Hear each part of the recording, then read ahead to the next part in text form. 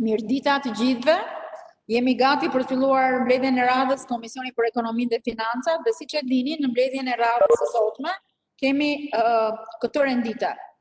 Miratimin e draft kalendarit punimeve të Komisionit për periudhën 15 qershor trekorik, dhe kjo bëhet mbasi mbledhja konferenca e kryetarëve ka vendosur një kalendar punimesh në seancë. Ju e dini që çdo komision me detyrimet përkatëse për të shqyrtuar të gjitha aktet ligjore që depozitohen në kuvend, që kështu dhe komisioni ynë në bazë të vendimeve që ka marrë konferenca e kryetarëve, ka përgatitur veprimtarinë e tij për periudhën 15 qershor trekorik. Dhe çështja e dytë e keni të gjithë të marrë në postën tuaj elektronike, që kështu besoj e keni konsultuar dhe e shikoni se çfarë ngarkesash kemi për çdo rast që paraqitet në seancë plenare. Çështja e dytë ka të bëjë me shqyrtimin e dekretit numër 11504 të datës 8/6/2020, thim për shqyrtim të ligjit numër 64/2020 për një shtesë në ligjin 92/2014 për tatimin mbi vlerën e shtuar në Republikën e Shqipërisë të ndryshuar. Të ftuar për të diskutuar për këtë dekret, ne kemi nga Ministria e Financave, kemi zonjën Vasilika Vjero, zëvendës ministre, dhe zotin Nikola Lera, drejtori i përgjithshëm. Gjithashtu kemi nga Ministria e Turizmit dhe Mjedisit, zotin Blendi Klosi, ministër. Faleminderit shumë zoti Klosi që jeni këtu me ne, dhe zotin Elsit Xhelili, këshilltar të ministrit. Ju kujtohet që për këtë projekt ligj, kur ka qenë diskutimi në komisionin ton, ne kemi pasur relator zotin Roland Xhelila, të cilin e kemi relator edhe sot të kësaj çështje. Përpara se të kalojmë në diskutimin për dekretin e presidentit, unë doja më parë të merrja një prezencë tonë në këtë mbledhje. Do t'ju them të gjithëve emrat një nga një dhe do të shikoj prezencën tuaj. Zoti Arben Elezi është këtu. Zoti Anastas Angjeli nuk është lidhur akoma. Po, është me ne zoti Angjeli. Zonja Antoneta Dhima është këtu. Zonja Blerina Gjylameti është këtu. Zoti Ervin Bushati është këtu. Zonja Evis Kushi është këtu. Zoti Roland Xhelilaj është këtu. Zoti Xhevid Bushaj është këtu. Zonja Remelala është këtu. Zonja Senida Mesi është këtu. Zoti Elio Hysko. Elio nuk e shoh akoma të jetë lidhur me neve. Zoti Vunet Cinaj është këtu. Zonja Lira Hyseni është këtu. Zoti Krenar Ryçi është këtu. Zoti Artur Roshi nuk e shoh dot të lidhur akoma, nuk ka hyrë akoma në mbledhje. Zoti Korablita është këtu, zoti Yllisheu është këtu dhe zonja Suzana Topi është këtu. Përpara se zoti Xhelilaj të marri fjalën, unë doja t'ju parashtroja disa gjëra. Presidenti i Republikës, bazuar në nenin 85 të Kushtetutës së Republikës së Shqipërisë, ka depozituar pranë kuvendit të dekret, që siç ju thash më parë, ka numrin 11504 të datës 8 qershor 2020. Dhe bazuar në nenin 86 të rregullores së kuvendit, ky dekret thot automatikisht në programin e punës së kuvendit. Komisioni ynë është komisioni i cili është përgjegjës dhe bazuar në nenin 86 dhe 32 deri në 38 të rregullores së kuvendit, e merr në shqyrtim të dekret vetëm për çështjet e paraqitura në arsyetimin për kthimin e ligjit nga Presidenti i Republikës. Presidenti i Republikës në arsyetimin për kthimin e këtij ligji në mënyrë të përmbledhur ka cituar sa poshtë vijon. Duke zgjeruar përjashtimet nga zbatimi i regjimit fiskal, rrezikon qëndrueshmërinë e vetë ligjit numër 92/2014 për tatimin me vlerën e shtuar dhe krijon një precedent për një efekt të mëtejshëm zinxhir në shtimin e kërkesave të paargumentuara për aplikimin e këtij rregulli përjashtues. Zgjerimi i rrethit të përjashtimeve të kësaj natyre ndikon potencialisht në uljen e të ardhurave tatimore nga tatimi me vlerën e shtuar. Krijon një diferencim në trajtimin e mallrave të tjera të konsideruara luksi apo kënaqësie, që vetëm i nështrojnë tatimin me vlerën e shtuar, po dhe akcizës. Krijon idenë një përjashtimi me natyrë klienteliste dhe preferenciale, sepse përjashton jatet dhe mbitet e tjera ujore që përdoren për qëllime turistike, kënaqësie dhe argëtimi. Dhe është një veprim i cili zvoglon më tej bazën tatimore të tatimit me vlerën e shtuar. Dekreti i presidentit në asnjë element të tij nuk ka evidentuar mospërputhje të ligjit 64/2020 për një shtesë në ligjin 92/2014 për tatimin mbi vlerën e shtuar në Republikën e Shqipërisë të ndryshuar me dispozitat kushtetuese, çfarë parimisht përbën edhe qëllimin e së drejtës së tij për kthimin e ligjit për rishikim bazuar në nenin 85 të Kushtetutës. Pra, në fakt, ligji 64/2020 nuk kufizon apo shton barën fiskale, por përkundrazi ka mundësuar një lehtësitje fiskale në kuadër të objektivave të qeverisjes për stimulimin e turizmit në vend. Thënë këtë argument, unë besoj që zoti Xhelilaj mund të vazhdojë më tej si relatori i çështjes, duke na dhënë dhe shpjegime më të hollësishme lidhur me dekretin e presidentit dhe shtyllimin e tij. Faleminderit zoti Xhelilaj, fjala është për ju. Përshëndetje Komisionit, përshëndetje zot ministër dhe përfaqësuesit Ministrisë Financave. Siç theksoi kryetarja, unë po ndalem te shpjegimi i pretendimeve që ka Presidenti i Republikës për kthimin e këtij ligji për rishqyrtim. Lidhur me pretendimin se duke zgjeruar përjashtimet nga zbatimi i regjimit ligjor fiskal, rrezikojmë qëndrueshmërinë e vetë ligjit bazë, numër 92/2014, për tatimin mbi vlerën e shtuar dhe krijohet një precedent për një efekt mëtejshëm zinxhir në shtimin e kërkesave të paargumentuara për aplikimin e këtij rregulli përjashtues, në nënvizojmë. Ligji numër 92/2014 për tatimin mbi vlerën e shtuar është hartuar bazuar në direktivën e BE-s të vitit 2612 për sistemin e TVSH-s. Ky ligj i ka parashikuar edhe parimet e funksionimit të tatimi, mënyrën e aplikimit, rregullat, kushtet, kriteret lidhur me transaksionet e tatueshme, furnizimin e shërbimit, importin e mallrave, vendin e furnizimit transaksioneve të tatueshme, ka përcaktuar në të njëjtën kohë rregullat e përgjithshme dhe të veçanta lidhur me lindjen e tatimit dhe kërkueshmërinë, përcaktimin dhe parimin lidhur me shkallën tatimore, ku përfshihet dhe aplikimi i shkallës TVSH-s, standard apo i reduktuar. Furnizimet me shkallë 0, eksportet, lindje dhe aplikimin e drejtës së zbritjes, rimbursimin, rregullimin e zbritjes së aplikuar TVSH-s, detyrimet e personave të tatueshëm dhe jo të tatueshëm, rregullat e pagimit të TVSH-s, faturimit, deklaratat të TVSH-s, regjimet e veçanta të tjera. Gjithashtu, ky ligj në nënën 5156 ka trajtuar dhe përjashtimet nga pagimi i tatimit mbi vlerën e shtuar, përjashtimet të cilat janë në një numër të konsiderueshëm, duke filluar me përjashtimin e veprimtarive me interes përgjithshëm e duke vijuar pastaj edhe me përjashtime për disa veprimtari të tjera dhe përjashtimet veçanta dhe në import. Përjashtimet e veprimtarive me interes përgjithshëm, por dhe një pjesë e mirë e përjashtimet të tjera, apo përjashtimet në import janë të përputhura edhe me përjashtimet sipas direktivës BE-s. Ndërkohë kjo direktivë lë hapësirë që të aplikohen dhe përjashtime nacionale bazuar në politikat fiskale, ekonomike të çdo vendi apo në prioritetet e zhvillimit të tij. Në këto kushte është edhe politika e aplikuar nëpërmjet ligjit 64/2020 që theksoi kryetarja e Komisionit në importin e jateve dhe mjeteve tjera ujore që përdoren për qëllime turistike, kënaqësi dhe argëtimi, jo më të vjetra se 20 vjet. Politikë kjo që ka për qëllim stimulimin e shtimit të mjeteve lundruese turistike, zhvillimin në sektorit turizmit detar, nxitjen dhe diversifikimin e turizmit në mënyrë që të sigurohet një turizëm i qëndrueshëm dhe gjithvjetor. Në këtë rast nuk ka asnjë argument nga Presidenti i Republikës përse ky shtim përjashtimi në listën e gjatë të përjashtimeve të rrezikojë qëndrueshmërinë e vetë ligjit bazë.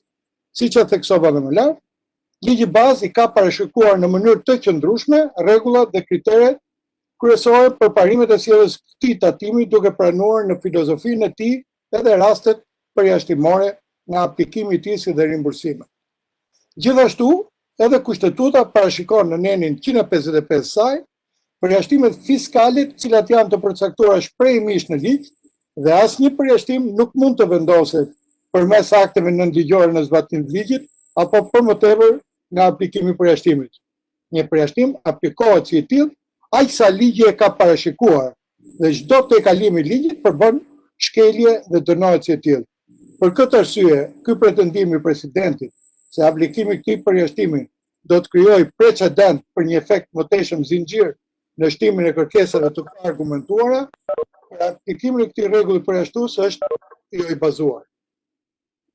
Theksoj se kjo iniciativë e qeverisë ka ardhur dhe në vazhdim e shumë iniciativave të tjera të miratuara tash nga Kuvendit, me fokus stimulim në turizmit në sektor apo në sektor të ndryshëm të si për shembull është ulja e tatim fitimin në 0% për 10 vitet e para fiskale për strukturat akomoduese, hotel, restorant, resorte me 4 dhe 5 yje me status special, që janë mbajtës një marke tregtare të regjistruar në orën ndërkombëtarisht.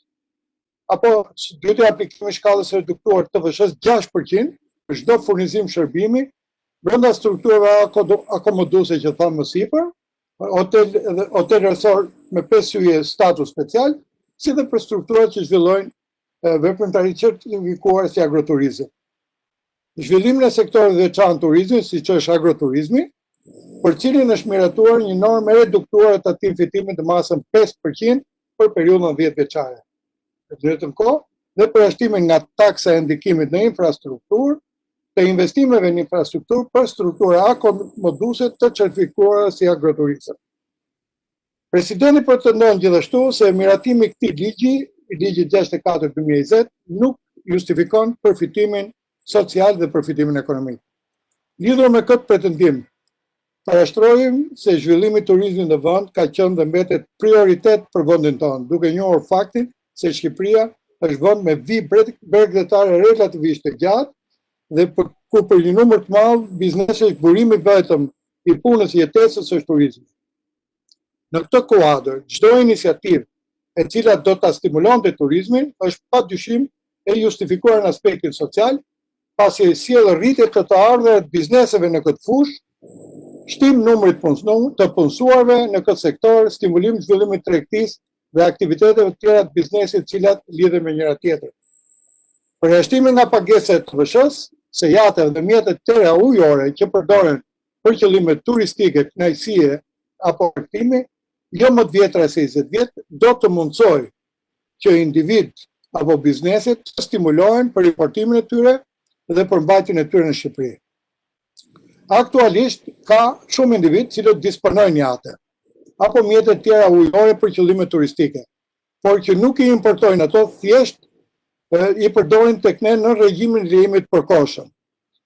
Kjo do të thotë që këto mjete rrinë në Shqipëri përkohësisht, duke mos krijuar kështu mundësi për veprimtari të tjera, furnizim të vazhdueshëm me lëndjekse, riparime, mirëmbajtje, furnizim me bordi për parkime edhe në periudhën dimrore, sidomos e tjera më radhë. Kjo bën që gjitha këto të ardhurat të shkojnë në vende të tjera fqinje, pra stimulimi i importimit të këtyre mjeteve, zhvillimi i infrastrukturës nevojshme stimuluese, duke rikthyer sidomos në qytetin e Durrësit kantierin detar, bëjnë të mundur që të konkurojmë me vendet e rajonit apo kufitare, siç janë Malezi, Greqia e tjerë. Them në këtë mundësi, themi se ky përjashtim sjell përfitim social dhe mbi të gjitha ekonomik. Së dyti, lidhur me pretendimin se zgjerimi rreth përjashtimeve të kësaj natyre ndikon potencialisht në uljen e të ardhurave tatimore, nga tatimi i vlerën e shtuar, vlerësojmë se aktualisht nuk ka jate të importuara në vend në këto kushte, të ardhurat e realizuara nga politikat e deri tanishme të tarifimit nuk kanë patur efekt në të ardhurat tatimore dhe përrëdhoi as në buxhetin e shtetit. Në këto kushte nuk mund të pretendohet se përjashtimi nga pagesa e TVSH-s do të ndikojë në këto të ardhura në sensi negativ. Përkundrazi, siç theksova më sipër, vlerësojmë që ky përjashtim do të japë impakt indirekt në këto të ardhura për shkak të stimulimit dhe zhvillimit në sektorëve të tjerë të lidhur direkt ose indirekt me këtë masë. Në kuadër kësaj analize, do donim të referoheshim dhe jurisprudencës gjykatës kushtetuese me vendimin numër 15 vitit 2010, dosje 44, që ndër të tjera thekson kompetencat e kryetarit të shtetit në bazë nenit 861 dhe 92 të kushtetutës, si dhe Këshillit Ministrave në bazë nenit 100 fraksion 1 të kushtetutës, ku vëmë duke se parimi i shtetit të së drejtës i sankcionuar në nenin 4 të kushtetutës nënkupton veprimin e gjithë institucioneve shtetërore sipas të drejtës në fuqi, si dhe supremacinë e kushtetutës ndaj akteve të tjera normative. Çdo organ në një shtet të së drejtës duhet veprojë për aq sa e lejon kushtetuta dhe ligji, duke mos i tejkaluar kufitë përcaktuar për këtyre. Në këtë kuptim, çdo institucion shtetëror duhet të ketë përcaktuar qartë fushën e kompetencave të veta brenda të cilave është i autorizuar të veprojë në përputhje me kërkesat kushtetuese dhe ligjore. Në vijim të kësaj që theksova kësaj analize, po gjykata kushtetuese me vendimin nr. 2 të vitit 2013 shprehet se gjykata vlerëson se interesi publik së pari është i lidhur drejt për drejt me mirë funksionimin e buxhetit shtetit dhe mbajtjen në kontroll të borxhit publik nga qeveria. Kjo e fundit është përgjegjëse për stabilitetin ekonomiko-financiar të vendit dhe për këtë arsye ka detyrimin të ndërhyjë në çdo rast kur një gjë e tillë rrezikon të përkeqësohet. Qëndrueshmëria e buxhetit të shtetit është e rëndësishme të garantohet në çdo kohë. Por ajo merr një rëndësi të veçantë gjatë periudhave të vështira që diktohen nga kriza ekonomike globale, për të cilave nuk mund përjashtohet sistemi jon ekonomik financiar shqiptar. Parë në këtë këndvështrim, është në interes të gjithë shtetasve marrja e masave të nevojshme ekonomiko-financiare me qëllim shmangjen e këtyre rrezikeve. Për sa më sipër, kjo është detyrë dhe kompetencë ekskluzive e qeverisë që në kuadër të këtij stabiliteti ekonomiko-financiar traktoj politika specifike fiskale stimuluese duke u bazuar në programin e saj ekonomik, në prioritetet e saj strategjike, në zhvillimin ekonomik, politika sociale, por dhe në interesin publik. Së tretë, lidhur me pretendimin se ky ligj 64/202/2020 krijon diferencim në trajtim të mallrave të tjera të konsideruar luksi apo kënaqësie, që jo vetëm i nënshtrohen tatimit me vlerën e shtuar, por dhe akcizës, duhet thonë që thekson që është një veprim i cili zvogëlon më tej bazën tatimore të tatimit me vlerën e shtuar, si dhe krijon idenë e një përjashtimi me natyrë klienteliste dhe preferenciale, sepse përjashton jatet dhe mjetet tjera ujore që përdoren për qëllime turistike, kënaqësie dhe argëtimi. Ne evidentojmë. Lista e mallrave të konsideruar si mallra luksi është shumë e gjatë dhe më pamundësi për qenë shteruese. Siç thamë edhe më lart, qëllimi parësor i përjashtimit bërë nga ligji 64/2020 nuk lidhet drejt për drejt vetëm me mallin në vetvete, por me impaktin social dhe ekonomik që prezenca e këtyre mallrave specifike vlerësohet se do të sjellë. Në këto kushte nuk mund kursesi të pretendohet që të përfshihen në përjashtime të gjitha mallrat e luksit dhe as nuk mund të pretendohet për diferencim me tyre. Do të doja të evidentohet se ka dhe një pasaktësi teknike nga presidenti në lidhje me këtë pretendim. Legjislacioni për akcizat nuk trajton dhe ngarkon me akcizë asnjë nga mallrat e luksit. Legjislacioni për akcizat i trajton produktet energjetike, duhanin, birrën, verën, alkoolin, produktet e tjera dhe mallrat specifike si kafja, fishekzaret, pilat, bateritë primare, akumulatorët elektrik.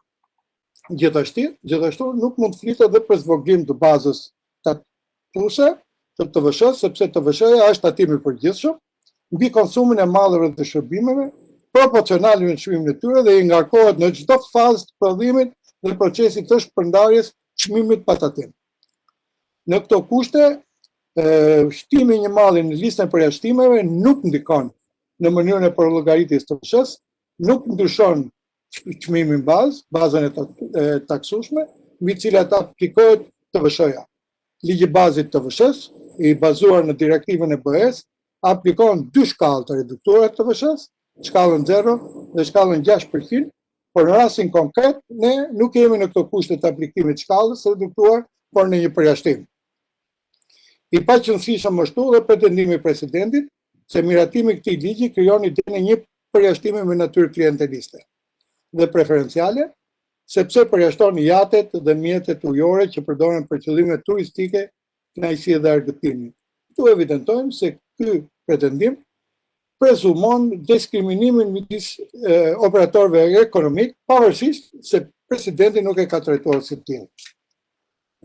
Lidhur me këtë pretendim, ka shumë vendime të gjykatës kushtetuese, nuk po I lexoj gjitha datat edhe vendimet e marra me radhë, cilat theksojnë parimin e barazisë. Në këto kushte barazia para ligjit, dhe në ligj presupozon barazinë e individëve që janë kushtet barabakta. Megjithatë, parimi I barazisë nuk ndalon dhe trajtimin e diferencuar, por trajtimi I ndryshëm I kategorive të caktuara që përfitojnë nga ky drejt mund të përligjet vetëm në raste përjashtimore dhe për shkakje të arsyeshme objektive si rasti mësipa. Në këto kushte, ligji 64/2020 parashton nga të vëshajate dhe mjetet e tjera ujore që përdoren për qëllime turistike, kënaqësie dhe argëtime jo më të vjetra se 20 vjet. Ky përjashtim jepet për çdo operator ekonomik apo individ që kërkon të importojë këtë kategori mallrash, pra trajtimi për gjithësht i barabartë. Ka vetëm përjashtim nga të vëshëja. Për këtë shkak nuk mund të flitet as për trajtime klienteliste apo preferenciale, që të gjithë janë një lloj përpara këtij përjashtimi. Në përfundim, unë dua të theksoj që për sa më lart analizova, theksoi edhe kryetari e komisionit, vlerësoj se akti numër 11504, datë 8 qershor 2020, përkthim në kuvend të këtij ligji, nuk qëndron dhe si i tillë nuk mund të miratohet nga komisioni, ndaj ju rekomandoj anëtarëve të komisionit të mos e miratojnë ata. Faleminderit. Zonja, doni të thoni diçka përpara se të japim fjalën ministrit Klosi?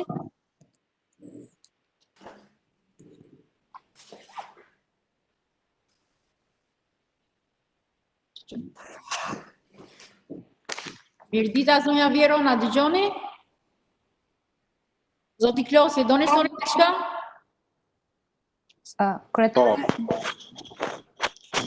Po, zonja Vjero? Kryetari, jo, nuk kemi diçka shtesë për të shtuar, ishte mëse e mjaftueshme dhe të jetë shtërruese prezantimi që bëri zoti Xhelilaj, të cilin e falenderoj ashmase. Faleminderit, zoti Klosi? Jo, dhe unë i bashkojmë komplimentave të zonjës Vjerë drejtuar relatorit zotit Roland, edhe në fakt duke vlerësuar edhe përpjekjen e tij si deputeti Durrësit për ta lidhur këtë relacion me një ekonomi të re që zhvillohet në zonën bregdetare. Është një projekt ligji i cili, siç e kemi thënë në diskutimin e kaluar me ju, besoj do të rrisë shumë një ekonomi të re në Shqipëri, ekonominë e detit, edhe është një nga veprime që do të ndërmarrim për të krijuar një situatë pozitive në Shqipëri për ekonominë detare.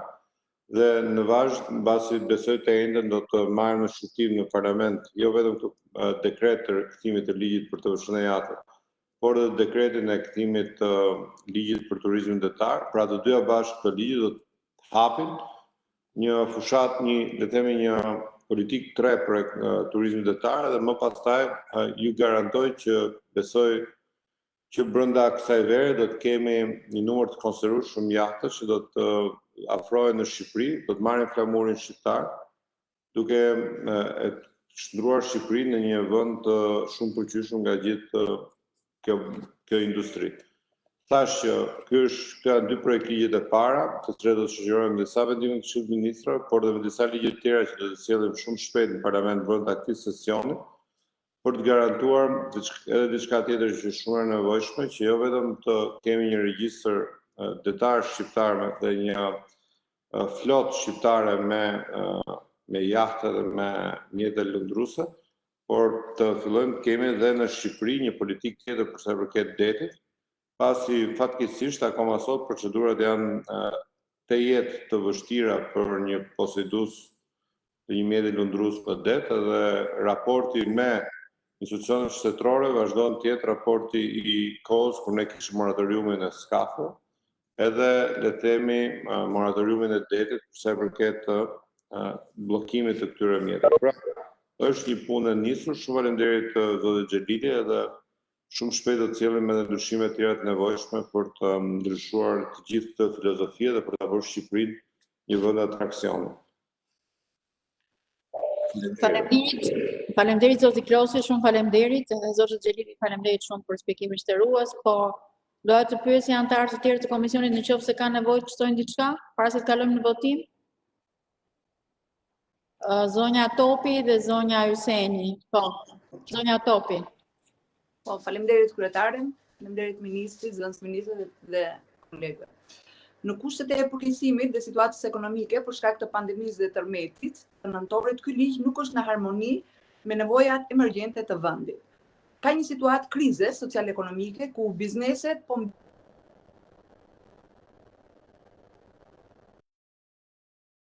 qeveria ekonomik po financiar Prandaj duhet të jetë pjesëshme në shpenzimet, por edhe në nismë të tilla ligjore për lehtësimet fiskale të disa personave që importojnë mjete lundruese luksi. Unë kam qenë kundër në fakt edhe në Komisionin e Ekonomisë, por edhe në seancë plenare, prandaj jam pro dekretit të presidentit. Faleminderit. Por akoma në seancë plenare për Jo, herën e parë. Okej, e kuptova. Ndërkohë zonja Hyseni? Përshëndetje, dëgjohem, kryetari? Po. Unë në fakt e kam mbështetur këtë projekt ligj në radhën e parë dhe në fakt i qëndroj sepse dua të besoj që qëllimi i atij është ai që edhe relatori kolegu Dursak e mbështeti dhe argumentoi, por kisha disa pyetje thjesht për t'i saktësuar. Meqense zoti ministër po përfitoi për t'i bërë pyetje direkte. Ne kemi, besoj nesër do kemi në diskutim edhe dekretin tjetër që ka kthyer, ligjin tjetër që ka kthyer presidenti, lidhet me dekretin që ka të bëjë me portin dhe transferimin e disa shërbimeve portuale nga atje. Pra kemi, domethënë këto ditë kemi çështje portesh në përduar. Ne jemi ne të Durrësit portet i ndjekim, çështjet e portit i kemi mjaft familjare dhe i ndjekim nga afër.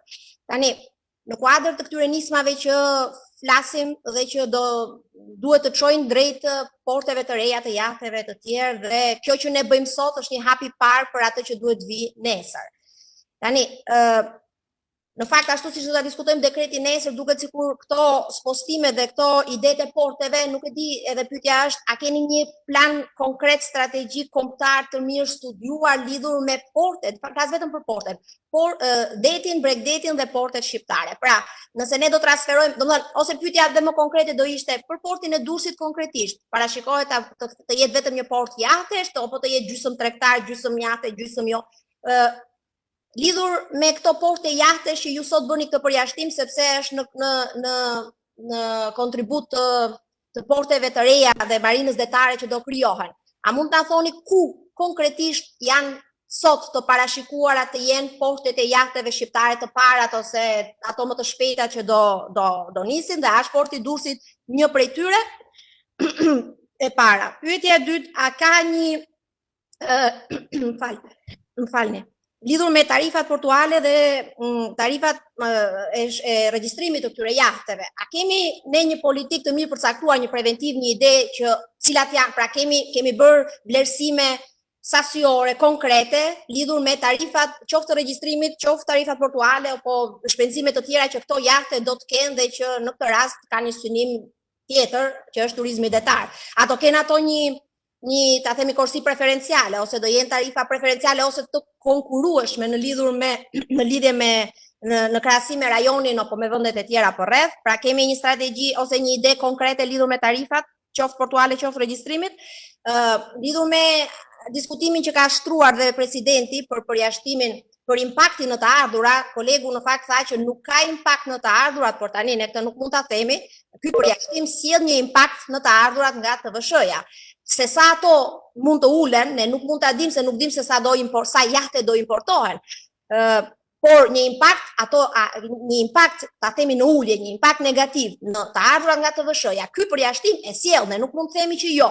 Por, dhe kjo është pyetje ndoshta për përfaqësuesin e Ministrisë Financave. A kemi ne një vlerësim sasior se si do kompenson, domethënë në termat sasior, jo fjalë përgjithshme që ne presim shumë turizëm që kompenson uljen e të ardhurave nga TVSH-ja.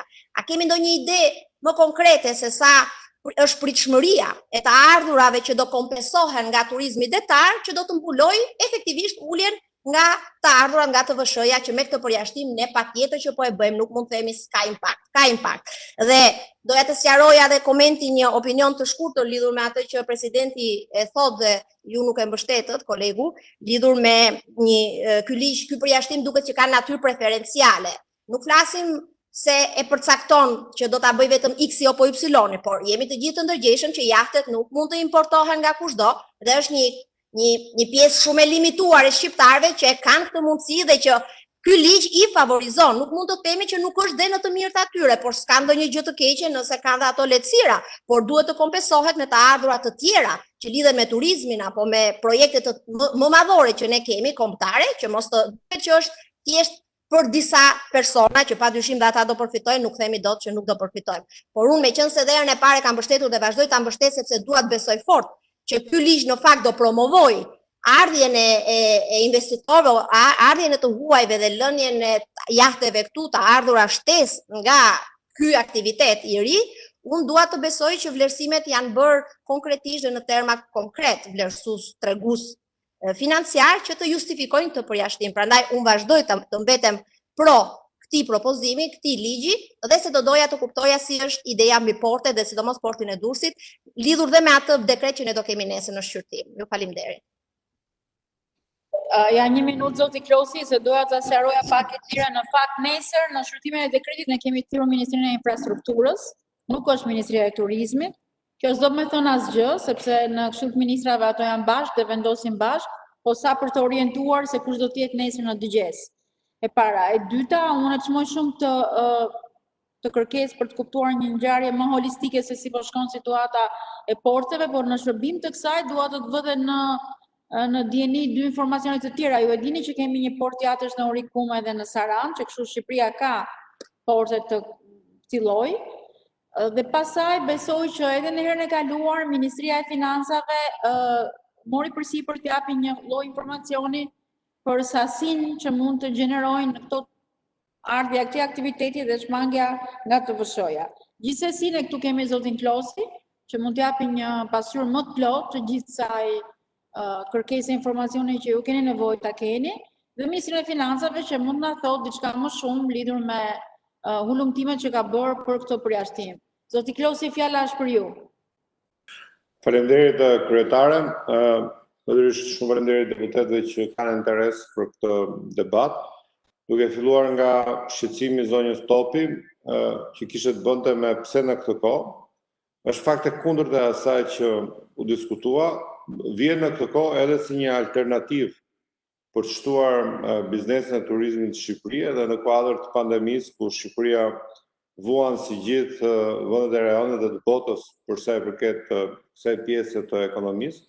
Dhe është një projekt ligj, së bashku me projekt ligjin që diskutojmë për sa i përket turizmit detar, që provon të hapi një ekonomi të re në Shqipëri të munguar. Nuk ka dyshim që ky projekt ligj nuk vjen vetëm për jahtët, po vjen për gjithë biznesin e derit, pasi duam që të rikthejmë Shqipëri një ekonomi e cila mungon, që ka më shumë vende pune, ka më shumë mundësi për të bërë turizëm, më shumë, le të themi, i favorshëm Shqipëria për pozicionin që ka në mesdhe, edhe nga ky pozicion pothuajse nuk përfiton fare.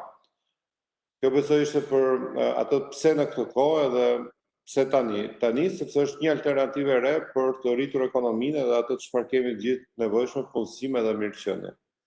Për të vazhduar tek komentet e zonës Hyseni, dhe atë që është edhe këtu, mbese do të flasë zënia Vjero, por kur flasim për impakt negativ, e kemi 0, pasi nuk ka sot jahte të cilat janë të çdoganuar në Shqipëri.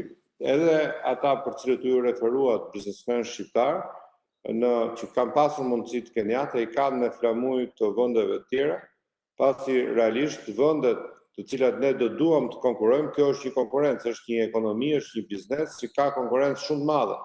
Konkurrencë në Malzinë, veri, në Kroaci, konkurrencë përballë Italinë, Francën, Spanjën, konkurrencë në jug Greqinë, Turqinë, pra Maltën, ne duam të bëjmë një politikë të re e cila hap një treg të ri në Shqipëri.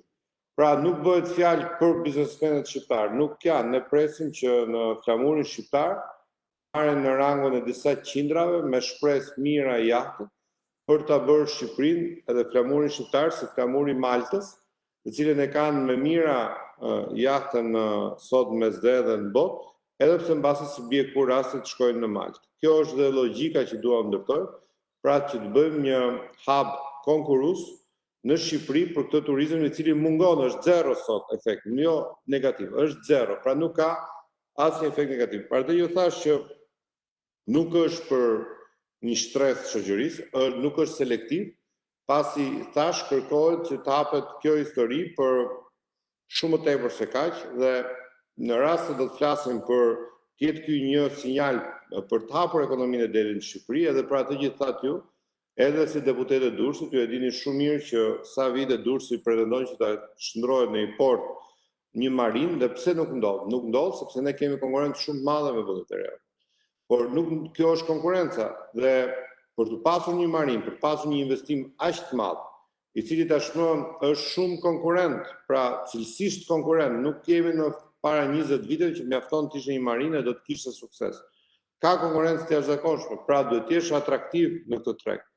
Dhe ky treg nuk bëhet fjalë vetëm për ndërtimin e infrastrukturës, po bëhet që Durrësi, Flora, le të themi Shëngjini, por edhe Shkodra, pse jo Buna dhe drejt shkuar drejt liçenit, Saranda, të jenë mundësi të arta për ndërtuar portën në Shqipëri kur të ketë kërkesë. Pra, është shtimi i kërkesës do të shtojë edhe kërkesën për të bërë jashtë.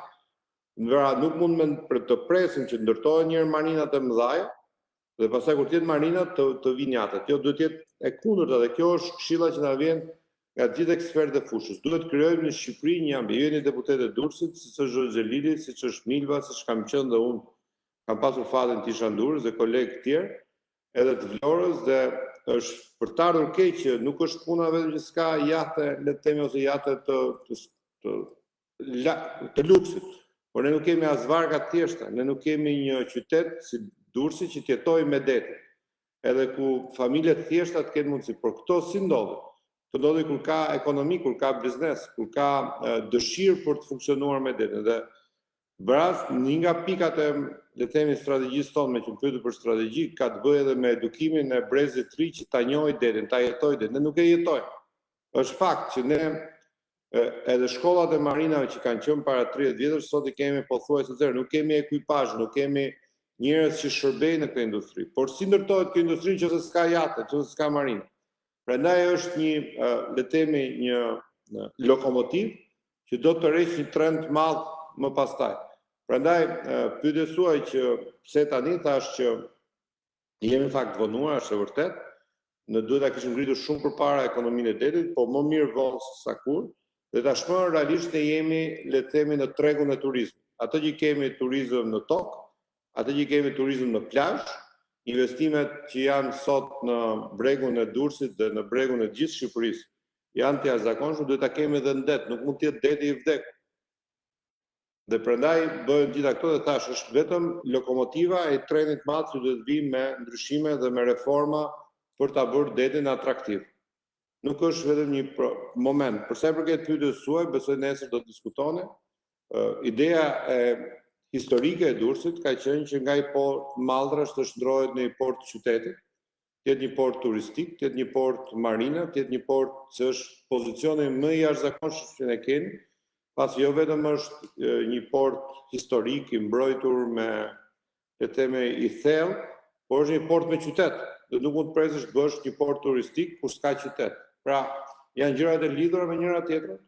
Edhe në bazë të studimeve që janë bërë, në bazë të strategjisë ministrisë, ne kemi mbi 17 të paktën pozicione ku mund ndërtohen porte jahte në Shqipëri, po të gjithë thonë që Durrësi, Vlora, le të themi Shëngjini, Saranda, për mos bërë këtë pjesën e konkurrencës, por janë porte historike, janë porte natyrore, po janë dhe porte që kanë qytet mbrapa, pra ka njerëz që ty shërbejnë. Nuk mund ndërtosh një port aty ku s'ka shërbim. Pra, janë gjitha pjesët politike, thash jemi të vonuar, por thash duhet jemi konkurrent. Besoj që ju përgjigja gjitha pyetjet që se kanë një merak tjetër, jam i gatshëm, besoj zonja Vjera do. Po, besoj kjo është përgjigja e përbashkët e qeverisë. Po, zonja Vjero.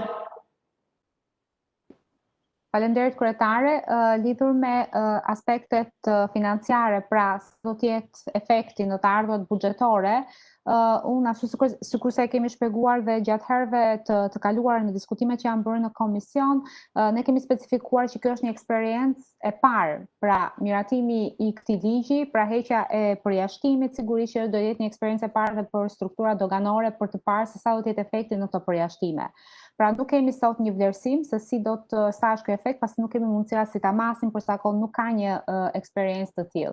Nga ana e shpenzimeve buxhetore, sigurisht nuk do të kemi shpenzime të cilat do të reduktohen si rezultat të ardhurave të munguara, për faktin se në asnjëherë nuk kemi pasur të tilla të ardhura. Po sigurisht që ka momenti që ky ligj do të fillojë të aplikohet, patjetër që do të ketë edhe një vlerësim se sa do të jetë efekti i këtyre të ardhurave. Po sigurisht që këtë do ja lëm pak kohës për momentit të implementimit të ligjit dhe besoj që në arkun kohor një vjeçar do të kemi një pamje më të qartë lidhur me efektin që këto përjashtime kanë pasur qoftë në të ardhurat buxhetore, por njëkohësisht edhe në ndikimin që mund t'i kenë dhënë dhe promovimin që do t'i japin pa diskutim turizmit. Okej, ka ndonjëherë tjetër nevojë për shtuar diçka? Zonja Hyseni, nëse do vazhdo, zonja Hyseni, një gjë të vogël, po mos vazhdoni më që të debatojmë për këtë çështje. Faleminderit, fjala është për ju. Faleminderit. Unë falenderoj ministrin dhe përfaqësuesen e financave. Kisha vetëm një pyetje që nuk më duk që mora përgjigje lidhur me tarifat qoftë regjistrimi, qoftë portuale, ato që lidhen me kostot që kanë jahte që do vinë. A kemi një ide, një politikë që do jemi konkurrues në rajon, apo do jemi si të tjerët, apo se kemi fare iden, s'është bërë asnjë lloj projekti lidhur me tarifat që do paguhen e para. Dhe e dyta, doja vetëm të saktësoja atë që tha ministri Klosi, që nuk ka natyrë preferenciale sepse është vetëm për të huajt. Dakord, është për të huajt, por jo se nuk do përfitojnë ndërkohë ata që do sjellin eventualisht do blejnë jahte këtë kohë. Pra, do jetë në të mirë të huajve që do sjellin jahte dhe ky është qëllimi që ju synoni dhe gjithë bashkë shpresojmë, por kjo s'do të thotë që nuk përjashtohen ose nuk do përfitojnë ata 5, 10, 20 apo 200 veta shqiptarë që do kenë mundësi të importojnë dhe të blejnë në këtë kohë jahte. Qoftë edhe ata që i kanë me flamur të huaj dhe nuk i kanë zhdoganuar, por nuk i kanë regjistruar tek ne, do t'i bëjnë hyrje dhe do ishte një TVSH në buxhet që nuk do merret. Kështu që një impakt ne mund të themi që e kemi, pavarësisht se do duam të bëjmë. Pra nuk përjashton njëra, nuk përjashton tjetrën. Lidhur me tarifën vetëm kisha pyetje nëse kanë një ide apo jo. Ju faleminderit. Po zoti Klosi? Pra, kam dy materiale me vete, por kam dhe shumë tjera, që është studimi i tregut, që ka të bëjë me gjitha çfarë kanë vendet e rajonit, kush janë gjitha lehtësirat fiskale që i kanë vendet e rajonit, dhe po ashtu strategjinë e zhvillimit të turizmit detar dhe të marinave në Shqipëri. I kam këtu mbi tavolinë, prandaj po i tregoj këto, por gjatë kësaj kohe kemi komunikuar me shumë ekspertë dhe kemi bërë disa studime. Ashtu siç e bën dhe për hotelet me 5 yje, në fakt që ne studiuam të gjithë rajonin, pam çfarë kishin të tjerë dhe për shembull, me që përmend si shembull për ato tuajt, nëse TVSH-ja në Shqipëri për hotelet me 5 yje ne e vum 6%, e vum në minimum krahasuar dhe me vendet e tjera. 7 e ka Malizi, 9 më duket Malizia, pra ne vum më tut. Këtë punë bëm edhe me reduktimin e atyre të atim fitimit edhe taksës pronësisë për 10 vjet, ndërkohë që tjerët kishin 8 dhe dikush 6. Pra, u përpoqim që të bëjmë çdo gjë që të jemi më konkurrentë se tjerët. Po këto po bëjmë edhe me marinat. Pra, po shikojmë gjitha çfarë kanë në vendet e rajonit, ta bëjmë në situatën më liberale në Shqipëri, edhe një situatë atraktive. Ne do të futemi në konkurrencë jo të vogël me Greqinë, me Italinë, me Kroacinë po ashtu, me Malin e Zi, me Francën, pra me vende që janë historike në këtë biznes, edhe ne duam të marrim atyre një pjesë biznesit. Si do ja marrim këto nëse nuk kemi këtë lloj strategjie? Dhe për t'ju dhënë edhe një herë pyetjes tuaj që efekti deri tani është 0 në buxhet. A do ketë një efekt më mbrapa? U përpoqja të thoya që edhe nëse do të ketë një lehtësim fiskal për ata që duan të futen në botën e jahtë, kjo nuk do të jetë vetëm për jahtet e mëdha, pra për ato jahtet e kënaqësisë. Do duhet të jetë për çdo mjet lundrues për njerëzit e thjeshtë. Pra ne duhet të hapim detin për qytetarët. Ju jeni vetë ndurëse sa gjunaf është që një mësues dursak nuk ka i varg për dalë në det, një intelektual, një biznesmen i vogël të ketë mundësi të jetojë me det. Pra, fëmijët e tyre të dinë të lundrojnë, fëmijët e tyre të njohin në rryma, të njohin siç ka qenë në fakt Durrësi, dhe se kemi sot. Por kjo nuk është situata në portin e Tivarit apo në portin e Selanikut, ku i gjithë qyteti jeton me det. Edhe tani kjo është një eksperiencë që të tjerët e kanë kaluar para 30-40 vjetësh, 50 vjetësh. Ne fatkeqësisht në komunizëm e kishim detin kufirin nga ku mund të vinte armiku dhe e kemi luftuar, në mos edhe përpara se sa komunizmi. Në kohë të Partisë Demokratike kishim detin të kyçur se kishim moratoriumin e detit. Pra, ne jemi në një fazë që në Shqipëri duhet kapim kohën e humbur. Nuk është se duhet të besoni atë që them unë, por duhet të besoni një çdo hapni në internet tani, është live, nuk ka nevojë ta mçesh, se sa shumë jahte dhe varka lëvizin në brigjet e Greqisë apo në Kroaci apo në Malzi dhe në Shqipëri janë pothuajse zero. Është një gjë që është online, nuk ka nevojë ta fshim. Ne do ta hapim detin në Shqipëri, është një fatkeqësi që ne detin e kemi vetëm për bukuri akoma. Ose për tjerat, hajde bëjmë politikë, po. Ekonomi, kjo është ekonomi. Ju faleminderit. Faleminderit. Atëre, unë mendoj që në votim është bashkuar dhe zoti Roshi, i cili ka hyrë në linjë, zotin Elo Hyskon nuk e kemi në linjë, nuk është lidhur me ne, që kështu tani, koleg, është momenti për të kaluar në votim. Kush është pro dekretit?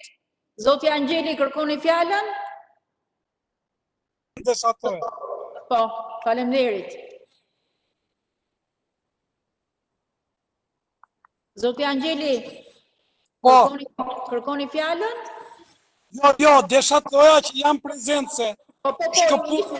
Jo, ishit prezent kur unë bëra apelin e herës parë. Tani janë të gjithë prezent me përjashtim të zotit Hysko, i cili nuk ka arritur të aksesoj lidhjen. Kush është pro dekretit? Zonja Topi, zoti Roshi janë pro dekretit. Kush është kundër dekretit?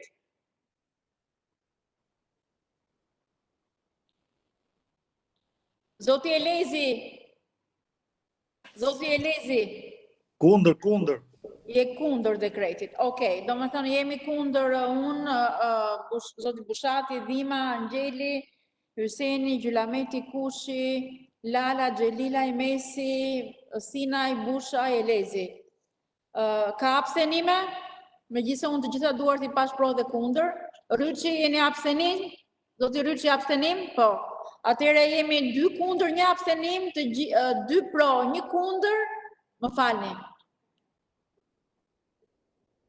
2 pro, 1 abstenim, të gjithë të tjerët kundër. Dakord? Ta përsëris edhe një herë? 2 pro, 1 kundër. 1 abstenim. Arben Elezi ishte abstenim. Okej. 2 pro, 1 abstenim, të gjithë të tjerët kundër. Dakord? Faleminderit. Unë do të falenderoj zotin Klosi për informacionin shtërues që solli, po do t'i lutesha edhe për një gjë tjetër.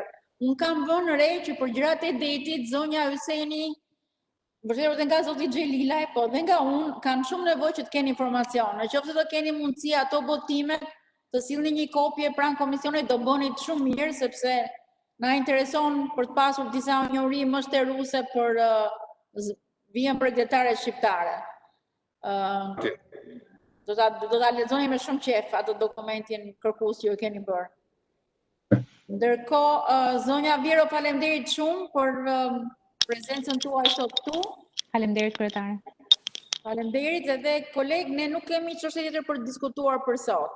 Kemi pasur në rendin e ditës një mbledhje tjetër lidhur me dëgjesat për 2 antar konkurrent për pozicionin e nëndrejtorit të Autoritetit Mbikëqyrjes Financiare, por për arsye teknike është tyrë për të bërë në një moment të dytë, do marrim informacion për këtë gjë. Që kështu unë ju falenderoj shumë për gjithë përqendrimin dhe për gjithë leximet që bëhet sot për këtë çështje, dhe shihemi nesër në mëngjes në ora 9, është mbledhja e komisionit tonë, dhe dini që kemi në rend të ditës 2 çështje, prap 2 dekrete. Në njërin nga dekretet kemi relator zonjën Mesi, në tjetrin kemi relator zotin Xhelilaj. Prap ka të bëjë me detin e lira dhe prap do merremi me detin. Faleminderit shumë. Faleminderit zoti Klosi. Faleminderit.